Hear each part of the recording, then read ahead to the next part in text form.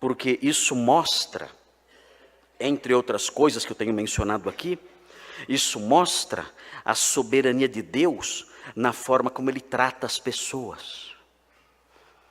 Deus tem autoridade, Deus é soberano para fazer isso com quem Ele quer. Nós temos o costume, nós aprendemos de uns tempos para cá, de alguns anos para cá, nós aprendemos o contrário. Nós aprendemos que nós determinamos as coisas. Surgiu uma teologia herética, blasfema e diabólica, dizendo que nós determinamos as coisas. É o avesso do avesso, do avesso, do avesso, para lembrar uma expressão do Caetano Veloso. É o avesso do avesso, do avesso, do avesso da verdade. Que diz que nós podemos determinar as coisas. Nós podemos controlar a nossa história. E com as nossas palavras determinar o que vai acontecer, inclusive com o nosso futuro. Eu já debati com um pastor, nesses debates em que eu me envolvo aí, por aí afora, e ele disse que se nós quisermos, nós podemos arrancar a caneta da mão de Deus e escrever o nosso destino. Uau! Já imaginou? Ele disse isso na TV. Se nós quisermos, nós podemos arrancar a caneta da mão de Deus e escrever o nosso destino. Eu me tornei Deus, eu me tornei Senhor, eu me tornei soberano, eu faço isso. É o avesso, do avesso, do avesso, do avesso. Não há na Escritura nenhum sinal disso. O que nós vemos na Escritura, muito pelo contrário, é o Senhor determinando as coisas. É o Senhor que olha para Abrão e diz: você será um canal de bênçãos e ponto final. E isso é incondicional. Não importa o que você faça, não importa o que você pensa, não importa o que você diga, não importa nada. Você será um canal de bênçãos. E Deus determinou isso e assim se fez.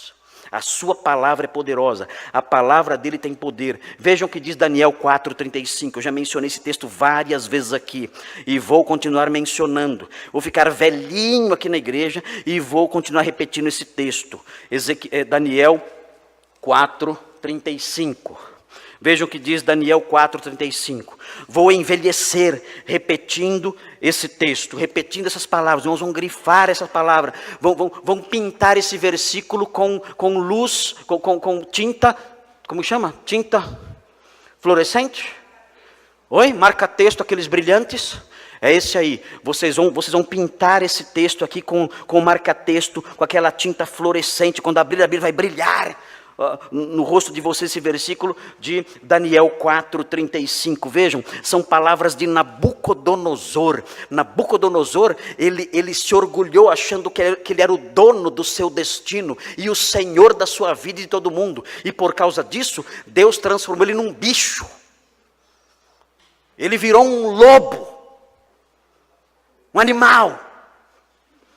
E da sua imensa glória, ele saiu porque teve perturbações mentais e se embrenhou pelo meio do mato.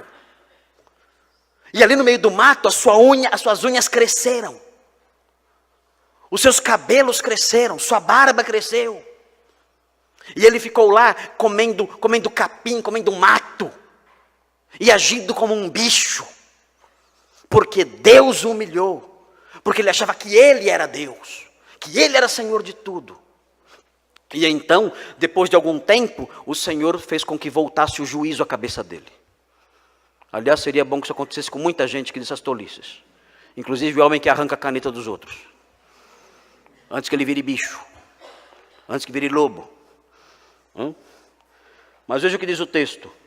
Daniel 4:35 diz assim: todos os moradores da terra são por ele reputados em nada. Ah, você tem valor. Já viram essa música? Já viram? Quero que você valorize o que você tem. E aí vai, né? Você tem valor. Você tem valor sim. Mas não bota muita fé nisso não. Menos. Você é uma criatura, um pecador. Você tem valor sim, porque somos imagem e semelhança de Deus. Mas dá um desconto por esse valor. Você não é divino. Todos os moradores da terra, isso inclui você. Isso inclui você, todos nós. Todos os moradores da terra são por ele reputados em nada. E Nabucodonosor era o rei da terra. E ele se inclui nisso. E o texto prossegue.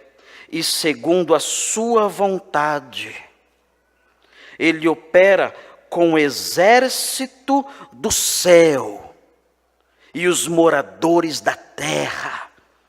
Não há quem lhe possa deter a mão, nem lhe dizer, que fazes?